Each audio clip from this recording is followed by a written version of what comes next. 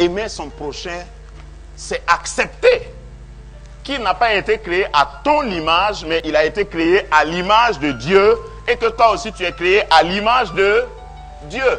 Ce que vous avez en commun, c'est Dieu. Ce n'est pas votre maman, ce n'est pas votre papa.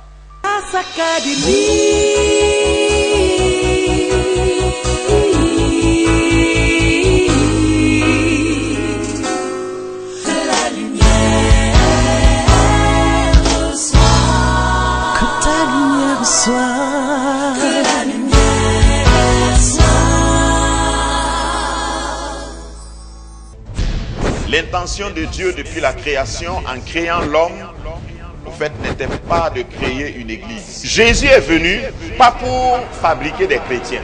Jésus est venu pour faire des citoyens d'une autre cité, d'un royaume. Tu es un digne représentant, représentante, ambassadeur, plénipotentiel du royaume des cieux. Tu es mandaté par le ciel et tu es équipé pour représenter Dieu, représenter son règne partout. Quand tu te déplaces, tous ceux qui sont sur la route te cèdent le passage. Mais pour pouvoir représenter Dieu, il faut le connaître. Pour le connaître, il faut marcher avec lui. Il faut que tu passes par une transformation de mentalité. Cette série entre en droite ligne avec le thème central de l'année 2015 qui est les clés du royaume. Et parlant de clés, Jésus a parlé de cela au pluriel. Il y a plusieurs clés. Tu as certainement des clés. Je ne veux pas insulter ton intelligence. Je sais que depuis ta conversion, Dieu t'a donné des clés. Tu possèdes déjà des clés. Mais est-ce que tu as toutes les clés dont tu as besoin? Est-ce que tu te rends compte que Dieu a tellement investi en toi que tu ne dois pas douter qu'il compte sur toi? Mais chaque fois que je dis Dieu compte sur quelqu'un, je suis pressé de dire il compte sur toi, mais il ne dépend pas de toi. Et ce matin, je voudrais que notre lecture se base sur un seul passage, mais nous allons accrocher d'autres passages à ce passage. Amen. Notre texte de base se trouve dans Matthieu chapitre 22, le verset 34. Matthieu 22, 34. Les pharisiens ayant appris qu'il avait réduit au silence les Sadducéens. Là, on parle de mon Jésus. Hein. Il peut réduire au silence n'importe qui. Tous les détracteurs. Et ici, c'est les Sadducéens qui étaient partis d'abord pour le défier. Défier Jésus. Et Jésus les a réduits au silence. Se rassemblèrent, les pharisiens donc se rassemblèrent, et l'un d'eux, docteur de la loi, lui fit cette question pour l'éprouver. Maître, quel est le plus grand commandement de la loi? Et je peux imaginer que quand il a dit ça, les autres derrière lui ont dit aujourd'hui c'est aujourd'hui. Il faut répondre, on va voir. Tu n'as pas dit que tu peux. Il faut peu, on va voir. Jésus lui répondit. Je suis content parce que Jésus répond toujours. Jésus lui répondit, tu aimeras le Seigneur ton Dieu de tout ton cœur, de toute ton âme et de toute ta pensée. C'est le premier et le plus grand commandement. Et voici le second qui lui ressemble. Tu aimeras ton prochain comme toi-même. Qui a un soi-même ici? Qui a un soi-même?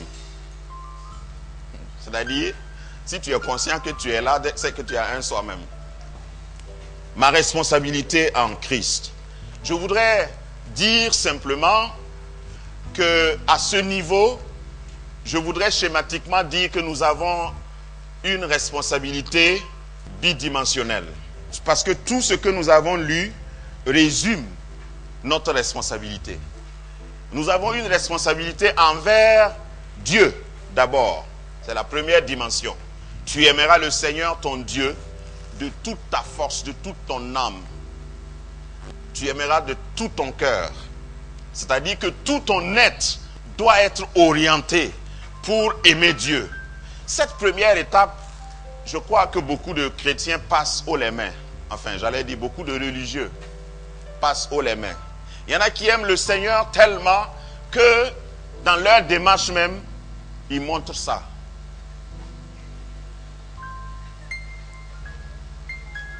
Pourquoi tu marches doucement comme ça? Parce que j'aime le Seigneur.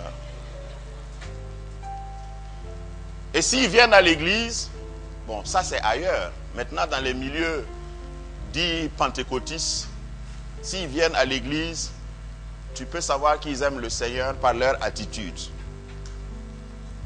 Parce qu'ils vont se faire savoir par leur attitude qu'ils aiment le Seigneur. Ce n'est pas parce que tu souffres, ce n'est pas parce que tu démontres une agonie que tu vas prouver à qui que ce soit que tu aimes le Seigneur. Dieu a rendu la tâche facile à beaucoup de chrétiens, mais ils préfèrent souffrir. La deuxième dimension, c'est ce qu'il dit, tu aimeras ton prochain comme toi-même. Voyez-vous, repartons dans le contexte de ce passage de Matthieu 22. Les Sadducéens avaient posé des questions doctrinales, des questions d'apologétique, d'interprétation de la Bible, et ils voulaient piéger Jésus. Il y a plusieurs manières de poser des questions. Il y a des gens qui posent des questions, pas parce qu'ils ne connaissent pas, mais pour piéger. Il y en a aussi qui posent des questions, pas pour piéger, mais pour confondre. Donc, la question là t'amène à être confus. Telle la question que Satan a posée à Adam, non, à Ève. Est-ce que Dieu a réellement dit? Ève n'avait jamais pensé à ça. Mais il y a des questions qui te suscitent des doutes, qui créent des doutes en toi. Donc, les Sadducéens, comme les pharisiens, posaient des questions pour essayer de coincer Jésus.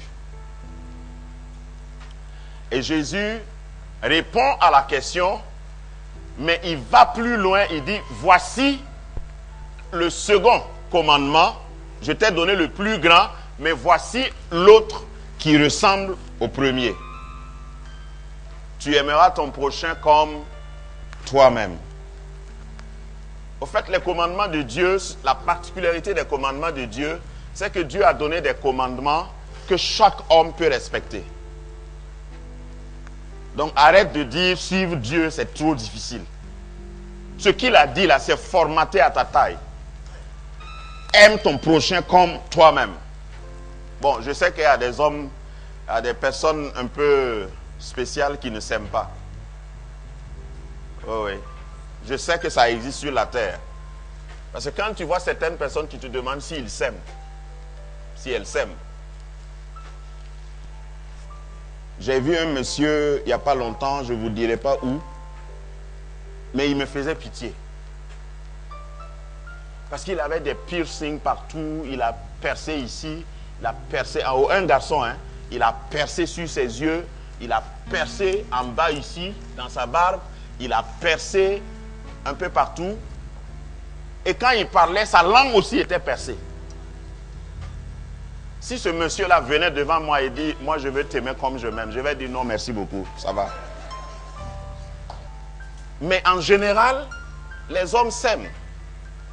Et lui, si tu parles avec lui, le monsieur que je viens de décrire, si tu lui demandes, il va dire c'est parce qu'il s'aime qu'il fait ça. Il va dire qu'il fait ça pour pouvoir atteindre un objectif. Donc il s'aime quelque part, mais de la mauvaise manière. Aimer son prochain comme soi-même veut dire que ce que tu ne veux pas que ça t'arrive, il ne faut pas que ça arrive à ton prochain. Et je voudrais faire un test avec votre permission. Est-ce que vous êtes d'accord? Dis avec moi, voisin. Ce que tu veux que ça m'arrive, ça n'a qu'à t'arriver d'abord. Réfléchis. Je crois qu'à chaque réunion de prière, on doit réciter ça d'abord, avant de commencer à prier. C'est ça, aimer son prochain, comme soi-même. Parce qu'il y a des gens qui ne peuvent pas s'identifier dans un prochain. Ils n'ont aucun prochain sur la terre. Ils sont uniques. Il y en a même qui viennent à l'église comme ça, mais ils sont uniques. Ils ne connaissent pas quelqu'un d'autre qui les ressemble. C'est aimer ceux qui te ressemblent. Ça, c'est le premier niveau. Ça, tout le monde peut le faire. Quand tu es en face de quelqu'un qui te ressemble, qui a les mêmes goûts, qui a les mêmes feelings, qui a les mêmes attitudes, qui a été à la même école, qui parle la même langue que toi, c'est très facile. C'est très facile de l'aimer. C'est très facile d'aimer ceux qui te ressemblent. Maintenant, quand ils ne te ressemblent pas, quand vous êtes différent, même dans le look, demande à ton voisin, pourquoi tu es comme ça même? Ça, c'est la première question que beaucoup de gens posent quand ils rencontrent quelqu'un. Et ils sont obligés de vivre avec la personne. Un collègue, un patron, même un voisin de chambre. Pourquoi toi, tu es comme ça même? Mais il est comment? Il est comme toi? Aimer son prochain, c'est accepter qu'il n'a pas été créé à ton image, mais il a été créé à l'image de Dieu, et que toi aussi tu es créé à l'image de Dieu. Ce que vous avez en commun, c'est Dieu. Ce n'est pas votre maman, ce n'est pas votre papa. Ce n'est pas votre langue. Ce n'est pas votre culture. Ce n'est même pas votre dénomination. Est-ce que je peux parler? Parce qu'il y a des gens qui viennent même dans l'église et qui ne peuvent pas s'associer, ils ne peuvent pas fraterniser tant que ce n'est pas des gens de leur église. Ici, on fait comme ça, ouais. Donc, chez vous, c'est comme ça. Ah bon? Mais on parle de qui dans l'église? Si c'est Dieu, et j'aime la philosophie de l'apôtre Paul, il dit, quand je suis venu parmi vous, je n'ai cherché à savoir, à connaître rien d'autre que Christ et Christ crucifié. C'est tout. Le reste, que tu parles de Christ en baoulé, que tu parles de Christ en bobo mandarin, que tu parles de Christ en moré ou en chameau, en samo, que tu parles de Christ en... Pourquoi vous riez? Peu importe. Que ce soit Christ et Christ crucifié.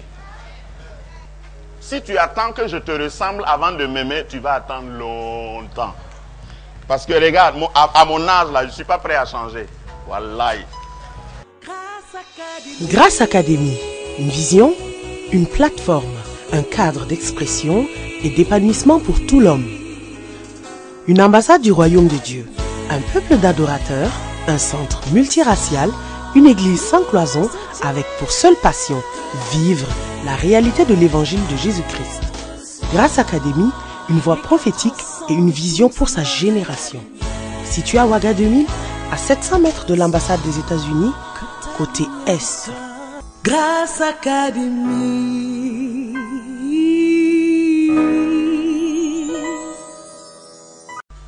Même dans le mariage, il y a des gens qui commettent l'erreur d'épouser quelqu'un pour le changer. Toi, tu n'es pas Jésus. C'est Jésus seul qui transforme les gens, l'Esprit de Dieu. Toi, tu es le Saint-Esprit. Non, il faut la laisser. Quand elle va être chez moi, je vais la tromper. Non, laisse. Tu te trompes. Le mariage est un amplificateur. Ce que tu as vu avant le mariage petit, là, quand ça va rentrer chez toi, 10 000 watts. On ne marie pas quelqu'un, on ne vient pas dans une église pour transformer son voisin. Non, tu peux positivement l'influencer. Mais pas en lui faisant des piqûres, des injections. Mets-toi à côté de lui et puis tu te comportes normalement. À force de te regarder, tu vas voir qu'il va changer. Mais nous commettons l'erreur, aimer son prochain et dire, c'était pas de ma photo. Quand tu le vois là, est-ce que quelqu'un peut aimer quelque chose comme ça? Si Dieu l'a aimé, et pour ton information, d'ailleurs, dis-le encore à ton voisin, Pour tous ceux qui dorment là, c'est comme ça que je les réveille. Dis à ton voisin, voisin, Dieu m'aime déjà. Donc si toi tu ne m'aimes pas, c'est pas grave. Tu es venu en retard. Ton opinion ne compte pas vraiment. Et au fait, j'ai pitié de toi. Parce que si tu ne m'aimes pas, tu souffres. La meilleure manière de ne pas souffrir, c'est d'aimer comme Dieu a aimé. Et ce n'est pas parce que tu es correct que Dieu t'aime. Si Dieu devait projeter ici le caractère de chacun, à la fin, je vous assure que quelqu'un va composer un chant et nous diriger comme une chorale pour dire, Seigneur, lui, il ne mérite pas d'être aimé par toi. Mais regarde ce qu'il a fait, il exagère. C'est ce qu'on allait avoir comme sentiment. Mais Dieu t'aime malgré ce... Et toi-même, tu sais qui tu es. Et Dieu t'aime quand même. Maintenant, tu es à côté de ton frère ou ta soeur et tu veux le juger. Au fait, quand je dis Dieu t'aime, je ne suis pas en train de t'encourager à rester comme tel. Non. Parce que jusqu'ici, il y a quelqu'un qui se réjouissait, qui disait, voilà, c'est pourquoi j'aime Pasteur Kem Touré. Voilà, on vient dans le Seigneur là, quel que soit notre niveau, Dieu nous aime, c'est ça. C'est ça l'évangile. Mais c'est une partie de l'évangile. Dieu t'aime tellement qu'il est toujours à côté de toi attendant un changement. Il t'aime tellement qu'il te prend comme tu es, mais il ne peut pas te laisser comme tu es. Il faut que tu travailles. Est-ce que tu travailles pour changer? Pour devenir, pour te conformer à lui, te conformer à son image. Et ensuite, tu es le gardien de ton frère. Il y a des gens qui n'aiment pas ça. Genèse chapitre 4, verset 9. L'Éternel dit à Caïn. Caïn, c'est qui? Vous le connaissez?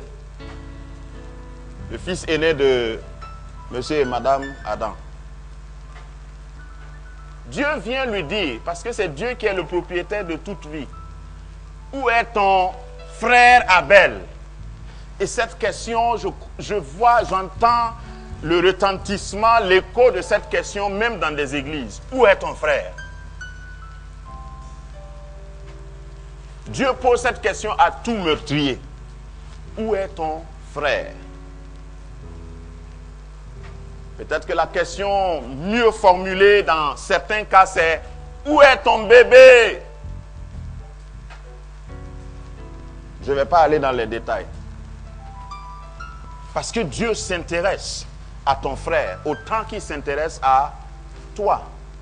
Maintenant, il y a des chrétiens un peu modernes qui viennent à l'église juste pour eux-mêmes. Moi, je viens ici, mais au fait, tu sais, je viens de très loin. Hein. Moi, je viens ici pour le Seigneur. Ce n'est pas pour les frères. Les frères m'ont tellement déçu que je vis pour le Seigneur seul. Tu ne peux pas prétendre être dans le corps du Seigneur et puis tu ne t'intéresses pas à quelqu'un. Regarde, je vais te dire même certaines choses. Le fait de venir en dehors de dimanche, c'est aussi une responsabilité. Le fait d'être là pendant la semaine, c'est une responsabilité. Et ça ne s'adresse pas à quelqu'un en particulier. Moi, je vous dis en tant que pasteur, il y a des jours où il y a une réunion ici et je n'ai pas envie de venir. Je suis fatigué.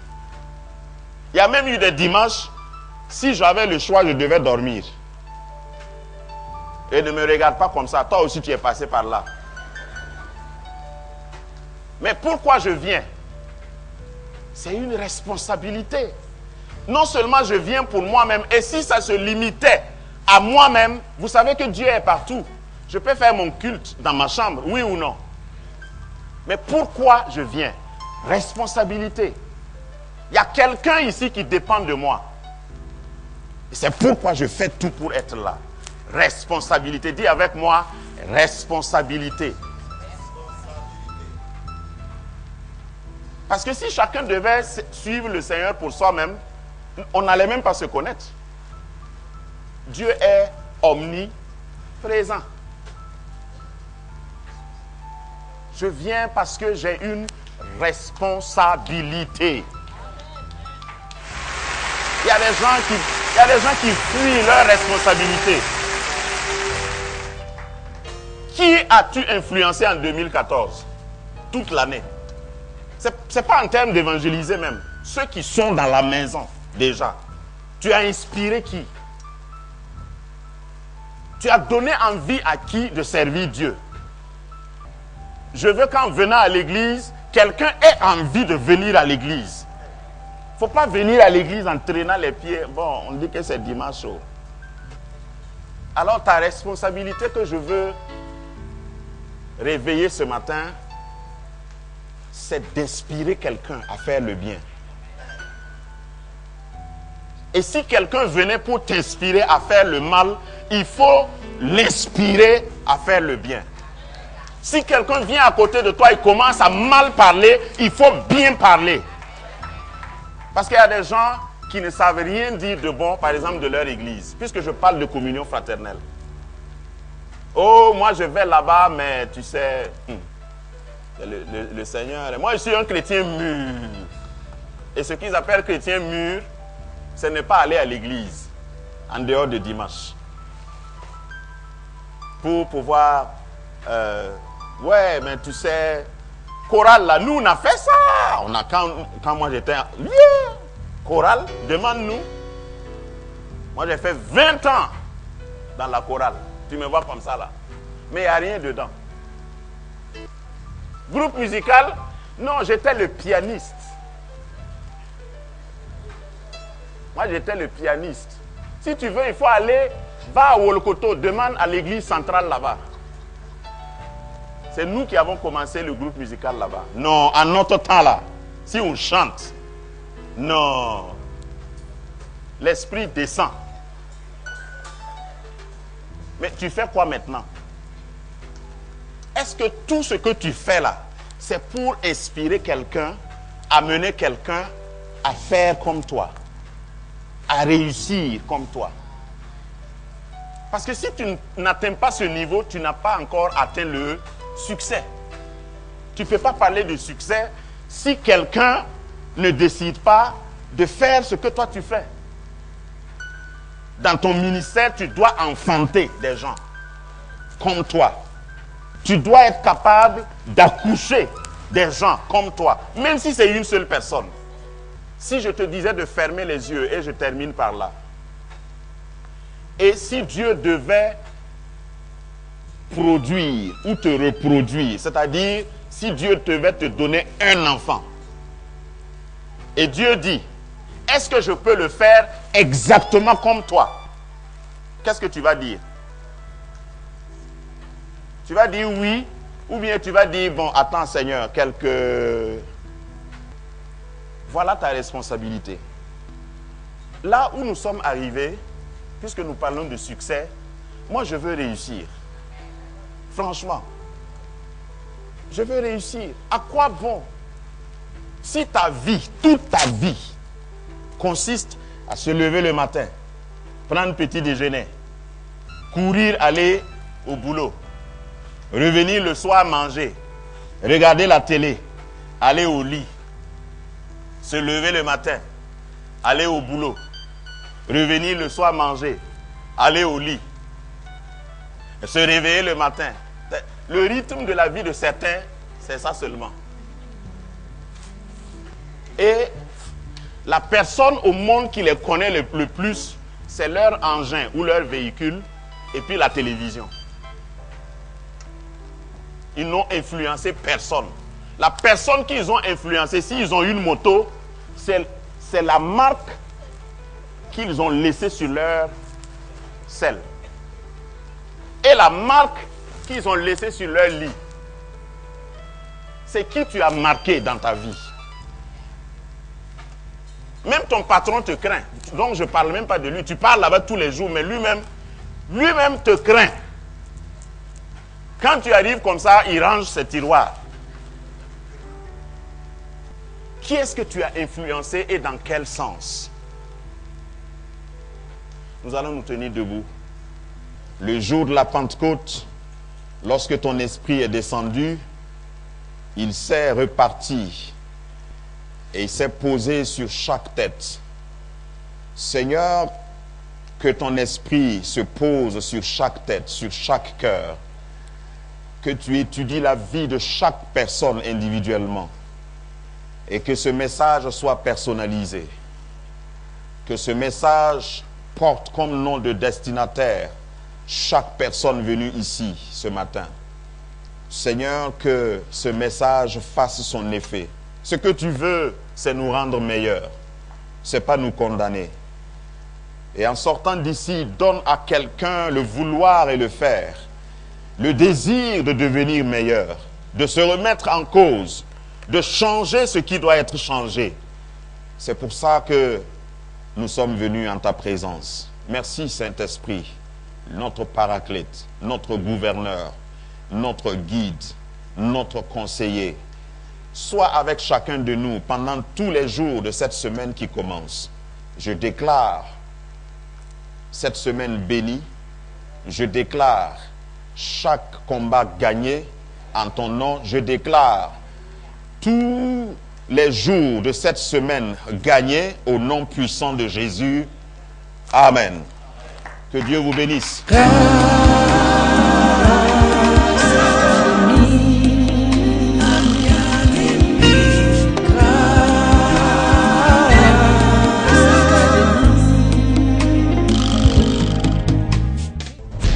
L'intention de Dieu depuis la création, en créant l'homme, en fait, n'était pas de créer une église. Jésus est venu, pas pour fabriquer des chrétiens.